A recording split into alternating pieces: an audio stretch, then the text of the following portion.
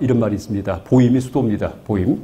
그래서 이제 그렇게 그 번뇌가 감성 번뇌, 생각 번뇌, 인지 번뇌 해도 되고요. 두 가지가 있는데 지금 이 중관학은 이 생각의 정화를 더 철저하게 들어간 것이 바로 중관학입니다. 그러니까 인지에 대해서 더 철저하게 들어간 게. 그래서 초기 불교 당시에는 없던 그런 가르침이에요. 그러니까 초기 불교에서는 굵은 인지만, 그러니까 내가 있다는 생각 같은 거 이런 것만 제거했는데 나중에 세월이 흐르니까는 소승불교 이제 시대가 돼가지고 부처님의 가르침, 이제 그런 개념들, 이것들이 있는 줄 압니다. 오온이 있는 줄 알고, 오온은 있지만은 자아는 없다든지, 12천, 아니비설신의 색상의 미척법은 있지만은 나는 없다든지, 이렇게 알고 있어요. 그러니까 한 걸음 더 나가서, 이 비설신의 12처, 오온, 색상의식 오온, 이것조차 없다 하고 얘기하는 것이 바로 중관학입니다. 그래서 생각정하는데 한 단계 더 들어간 거예요. 한 단계 더. 근데 취지는 똑같습니다. 취지는. 그러니까 부처님은 그런 생각정화까지는 하실 필요가 없었겠죠. 왜? 다들 자아가 있다는 착각만 하고 있기 때문에 그것만 부시면 됐습니다. 부처님께서는. 그래서 무아설만 얘기하셨는데, 이제 그거를, 무아를 철저히 하면은 모든 게 다 깨지는데, 무아는 이해를 했는데, 그럼 법은 있구나 하는 또 착각을 합니다. 아직 근본을 뿌리 뽑지 못했기 때문에. 그래서 그 법조차 없다는 걸 가르치는 것이 바로 중관학입니다. 그래서 여러분, 반야신경, 그러니까 중관학만이 아니고 반야경 전체가 그래요.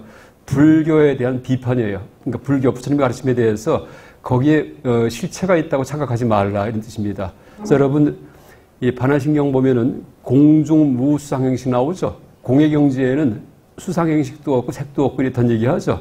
공예경지가 열반이에요. 열반. 진정한 열반의 경지에는 그런 거 없다는 얘기입니다.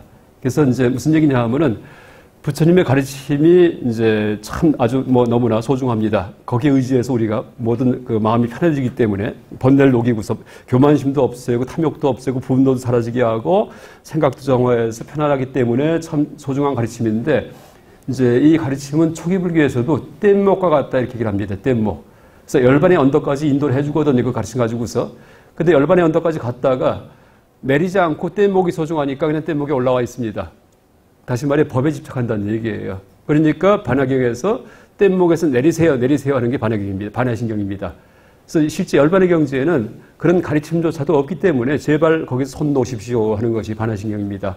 그래서 뗏목을 이용해서 끝까지 간 분들한테, 아라한들한테 다시 아라한에 이제 집착하지 말고 한 단계 더 언덕까지 올라오세요. 이게 이제 반야신경이고 그렇기 때문에 이 중관학은 생각의 정화지만은 보다 더 철저한 생각의 정화다라고 얘기할 수 있습니다. 그래서 제가 이렇게 도표를 한번 만들어 봤습니다. 또, 불교의 핵심을 사성제다라고 얘기를 하죠. 불교의 핵심. 그러니까 사성제가 바로 부처님께서 발견하신, 그러니까 최초로 발견하신 그런 불교의 핵심입니다. 그러니까 고집멸도. 일반적으로 고는 이제 모든 게 괴로움이다. 이게 고성제고요. 집은 번뇌고요, 번뇌. 탐욕, 분노, 번뇌 때문에 괴로움이 있다는 얘기예요.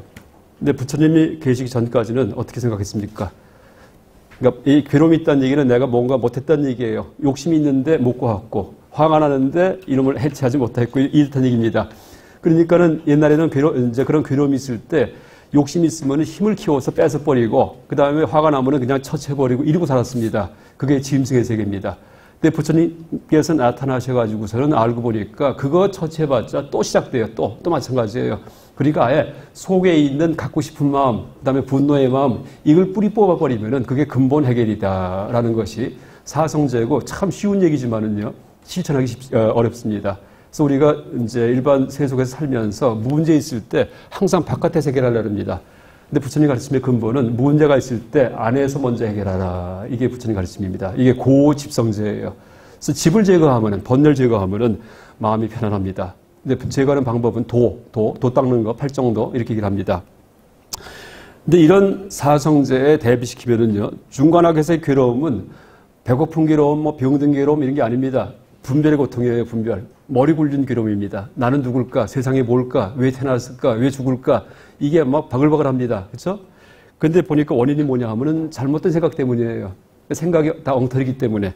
그걸 자각할 때, 생각이 엉터리구나 하는 자각하면서 시원해집니다. 이게 괴로움이 해소입니다. 근데 그 방법은 논리적 사유예요. 따져가지고 사는 겁니다. 따져가지고서. 그래서 이제 중관학도 사성제의 가르침을 그대로 실천하고 있지만은 사성제 전체가 아니고 생각 속에서 일어나는 괴로움에 대해서, 다시 말해 분별의 고통에 대해서 뭐 얘기한다면은 종교적 고통 혹은 철학적 고통, 그러니까 종교적 고민, 철학적 고민 이런 것들이요. 그래서 내생이 있나 없나, 윤회하나 안 하나, 세상이 뭘까, 왜 태어났나 이런 것들이요. 아주 고상한 고민들이고 이거는 아무한테나 떠오르지가 않습니다. 소크라테스, 하이데거 이런 사람들만 품는 의문이에요. 그러니까 배고픈 소크라테스만 그런 의문을 품지 배부른 돼지는 그런 생각 안 합니다. 그래서 그런 고급 고통에 대해서 그거조차 해결해 주는 것이 바로 중관학이다라고 얘기할 수 있습니다. 그 다음에 중관할 때 이 중자는요, 그 중도에 대한 관찰의 중자인데 이때 중도는 가운데가 아니고요. 그러니까 비판의 뜻이 있습니다. 비판. 그러니까 흑백 논리에 흑도 틀렸고 백도 틀렸다. 이분법적 사고방식이 다 틀렸다 한 의미에서 중관입니다. 그러니까 가운데를 보라는 얘기가 아니에요. 양쪽 틀렸다는 얘기입니다. 우리의 생각이 다 틀렸다. 그래서 이 중관은 이제 그래서 생각 씻기라고, 생각을 다 씻어버리기라고 얘기할 수도 있습니다. 또 여러분 중관에 대해서 처음 배우시지만은요, 벌써 알고 계셨습니다. 용어를. 뭐냐면 파사현정입니다. 이게 바로 중관학에서 만든 용어입니다. 그러니까 동아시아 삼론학, 그러니까 길장 스님의 책에서 제일 처음 쓴 겁니다. 파사현정. 보통 검찰 무슨 개혁할 때 파사현정 얘기를 하죠. 검찰총장 취임할 때 파사현정 얘기하죠. 원래 그거 아니에요. 이게 철학 용어입니다. 불교 용어입니다. 그래서 삿된 것을 격파해서 현정, 발음을 드러낸다는데 이때 이제 핵심은 중관학은 파사 즉 현정이에요. 그래서 비판 그 자체가 그냥 드러냄입니다. 그러니까 파사, 삿된 걸 비판한 다음에 이게 옳은 거라고 제시하지 않습니다. 일반 사회에서는 그 잘못된 걸 비판한 다음에 바른 걸 제시하죠. 파사 후 현정이에요. 일반 사회는. 근데 중관학은 씻는 것 자체가 끝입니다. 다시 말해 번뇌를 제거하면 그게 멸이에요. 번뇌만 제거하면 씻으면 되지. 그럼 열반의 경지가 뭐가 있나요? 뭐 하늘나라 올라가 사나요? 우주 하나가 되나? 이런 거 없다는 얘기예요. 내가 그전까지 갖고 있었던 문제점만 사라지면 그게 끝입니다. 그래서 불교는 깨닫고 열반한다고 해서 무슨 막 빛이 나고 막 하늘 날아다니고 이런 거 아닙니다. 그전까지 그냥 심각했던 게 그냥 편안해지면은 그게 열반입니다. 하여간 여러분 불교 수행하고 불교 공부할 때 목표를 갖다가 이상한 데 잡으면 안 돼요. 짜릿한 행복이든지 막 열광이든지 이러면 안 됩니다. 그거 다 무상합니다. 그냥 편안함, 이게 불교입니다. 편안함. 그걸 이제 전문 용어로 열반해도 되고 멸해도 됩니다. 편안함. 그러니까 죽어도 편안하고 살아도 편안하고 뭘 봐도 편안하고 안 봐도 편안하고 이게 불교고, 근데 쉽지 않습니다. 여러분 편안하게 사는 사람 쉽지 않아요. 편안하게. 다 불편하게 삽니다. 근데 편안함이 불교입니다. 그래서 이제 이런 편안함 혹은 파사현정이 다른 말로 표현해가지고서 이제 이렇게 얘기를 했대요. 중관학에서 파사현정할 때 무엇을 드러내는가 할 때